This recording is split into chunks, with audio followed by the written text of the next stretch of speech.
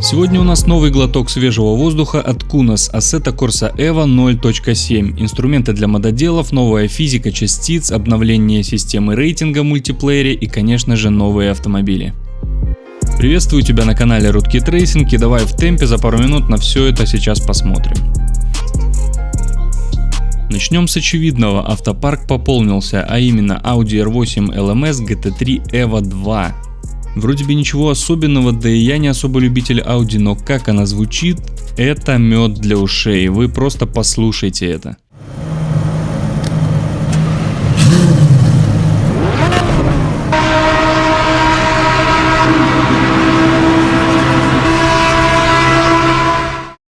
Я не ожидал услышать такого глубокого и сильного звука, а управляется она предсказуемо и понятно для GT3 класса.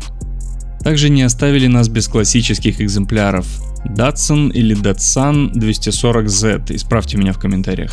Причем есть две версии, стоковая и более подготовленная к гонкам. Прикольная машинка, аналоговая, без сложной электроники, зато чувствуется на руле очень хорошо. Я люблю подобные автомобили, поэтому плюсик. Дальше очередной Porsche, современный 935, который выглядит просто невероятно красиво за счет длинной и футуристичной задней части, и 911 GT2 RS Club Sport EVO Kit, который требует бешеной точности при торможении. Одна ошибка и полетел гравий или газон расчесывать. А помните, на чем держалась и держится оригинальная Assetto Corsa? На сообществе. И вот наконец в EVO официально привезли инструменты для создания контента. Теперь мододелы смогут делать машины, используя почти те же инструменты, что и сами разработчики. Это значит, что физика, освещение и детализация все будет работать родным образом. Да, пока только редактор машин, текстуры и трассы подтянутся чуть позже, но фундамент уже заложен. Это начало большой истории. Кстати, о визуале. Наверняка каждый, кто смотрел или играл, жаловались на то, что нет дыма, пыли, летающего гравия и брызг.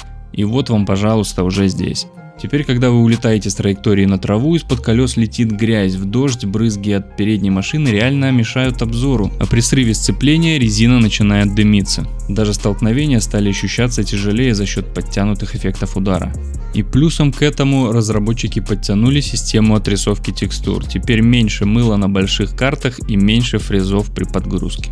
Касаемо мультиплеера, ввели систему Safety рейтинга. Система оценивает, насколько близко вы можете ехать в плотной группе, не касаясь соперников. То есть, если ты агрессивный, но делаешь все чисто, ты красавчик. Если ты просто без головы летаешь, расталкивая всех на трассе, твой рейтинг будет падать. Цель такой логики — сделать гонки более плотными, чтобы пилоты не растягивались из-за большой разницы в рейтинге.